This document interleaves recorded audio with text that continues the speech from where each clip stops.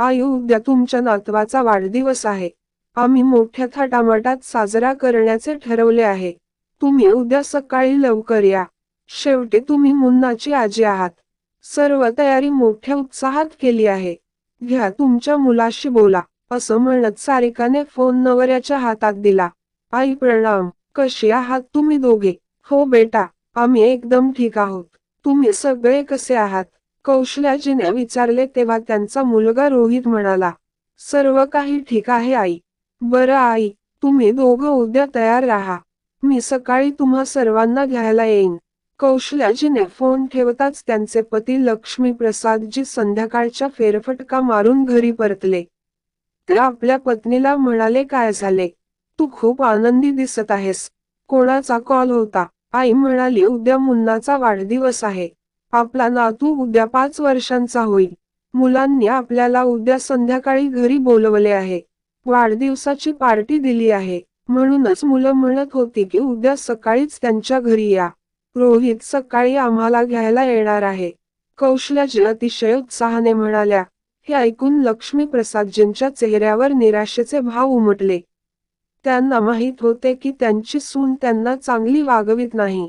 ते तिथेच खोल विचारात उभे राहिले. अहो, काय झाले? तुम्ही काय विचार करत आहात?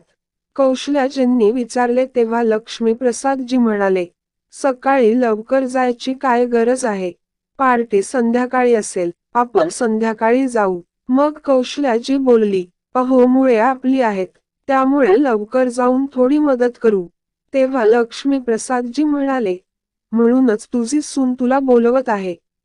सुनेच्या आई वडिलांना घरचे जेवण आवडते हे तुलाही माहीत आहे. आणि स्वयंपाकाचे पैसे वाचवण्यासाठी सुनेने तुला बोलवले आहे. तुम्ही खूप निरागस आहात कौशल्याजी. अहो, सून फोन करते आपल्याकडून मदत घेण्यासाठी नाही, आपल्या नातवाच्या आनंदासाठी.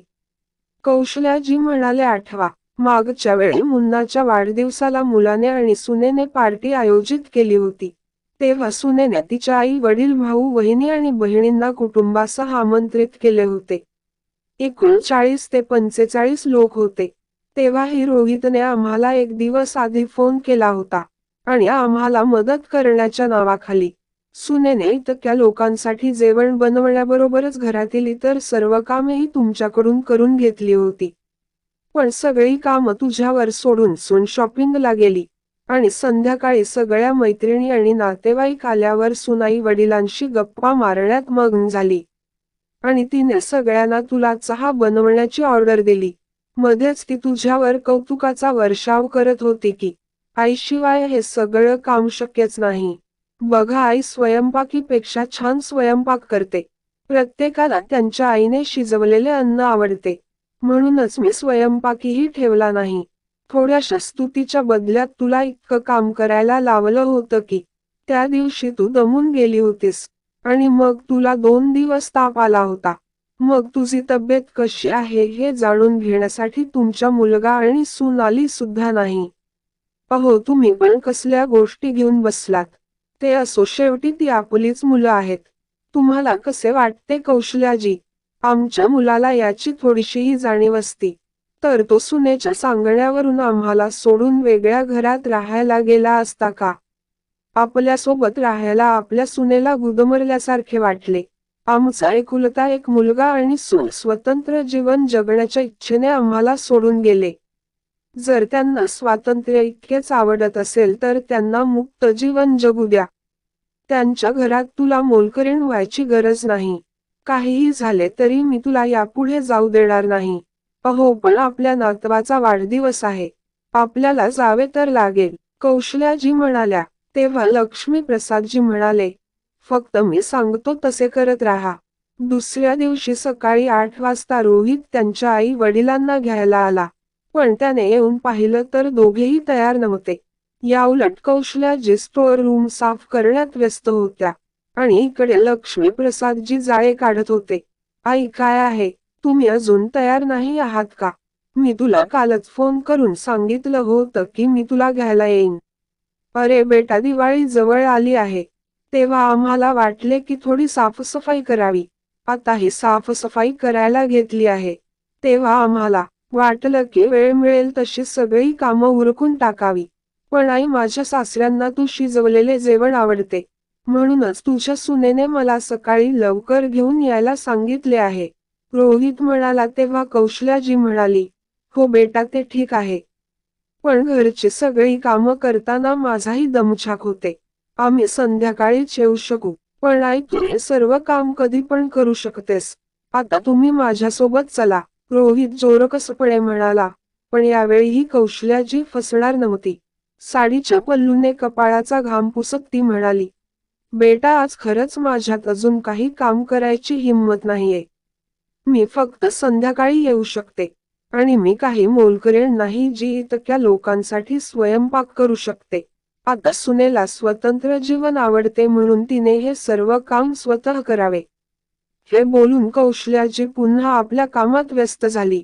दुसरीकडे लक्ष्मीप्रसादजी त्यांचे बोलणे ऐकून मनातल्या मनात हसत होते, की शेवटी कौशल्याला माझे म्हणणे समजले. रोहितला कौशल्याजींचे हे सर्व शब्द थोडेसे वाईट वाटले. थोड्या वेळाने तो परत गेला. पण घरी पोहोचताच त्याची पत्नी सारिका त्याला एकटा पाहून म्हणाली, अरे, तू एकटाच परतलास का? आई, बाबूजी कुठे आहेत? ती सारिका खरं तर आई तिच्या घरच्या कामात व्यस्त होती. त्यामुळेच ती येऊ शकली नाही. ते लोक संध्याकाळीच येऊ शकतील. पार्टीची सर्व तयारी तुला एकटीलाच करावी लागेल. हे ऐकून सारिकाच्या पायाखालची जमीनच सरकली. आता एवढ्या लवकर स्वयंपाकाची व्यवस्था कशी होईल? आणि बाहेरून जेवण मागवले तर खूप पैसे लागतील. आता सगळ्या कामाचा विचार करत सारिकाचे हात पाय सुजायला लागले. आणि ती विचार करू लागली, आता काय करावे? मनातल्या मनात तिला सासूचा राग येत होता. मग काही वेळाने विचार करून तिने आई वडिलांच्या घरी फोन केला आणि आईला म्हणाली, आई, मला पार्टीच्या तयारीसाठी मदत हवी आहे. तू तुझ्या वहिनीला आत्ता माझ्या घरी पाठव. पण तिच्या आई म्हणाली की, तुझ्या वहिनीला इतके काम करता येणार नाही असे स्पष्ट उत्तर दिले. दमलेल्या सारिकाने पुन्हा सासूबाईंना फोन केला. पण यावेळी कौशल्याजीने फोन उचलला नाही. कारण आताही तिला समजले होते की आजपर्यंत फक्त तिचाच वापर होत होता. शेवटी सारिका स्वतः स्वयंपाकघरात शिरली आणि पटकन सगळी कामं करू लागली. पण संध्याकाळपर्यंत तिची प्रकृती बिघडली होती. जिथे आधी सासूला कामाला लावल्यावर ब्युटी पार्लरमध्ये जाऊन तयार व्हावं असा विचार करत होती, तिथे आता परिस्थिती अशी झाली होती की संध्याकाळी पाहुणे येऊ लागले आणि तिने कपडेही बदलले नव्हते. संध्याकाळी कौशल्याजी आणि लक्ष्मीप्रसादजी त्यांच्या मुलाच्या आणि सुनेच्या घरी पोहोचले. तेव्हा सारिकाने त्यांना पाहताच तिचा चेहरा पडला आणि त्यांच्याशी ती नीट बोललीही नाही. पण आता कौशल्याजींना काही फरक पडत नव्हता. त्यांनी आरामात जेवण खाल्ले आणि काही वेळाने ते आपल्या घरी परतले. आता कौशल्याजी प्रत्येक वेळी तेच करत होती. आणि दुसरीकडे सारिकाला देखील समजले होते की आता तिची सासू मूर्ख होणार नाही. त्यामुळे आता तीही तिच्या मुलाच्या वाढदिवसाला मोजक्याच लोकांना बोलवायची. संपूर्ण कुटुंबाला नाही. आणि संपूर्ण कुटुंबाला आमंत्रित केले असते तर तिलाच जेवण बनवायला लागले असते. तर मित्रांनो, कौशल्याजी आपल्या सोबत बरोबर वागली का? कमेंट बॉक्समध्ये नक्की सांगा.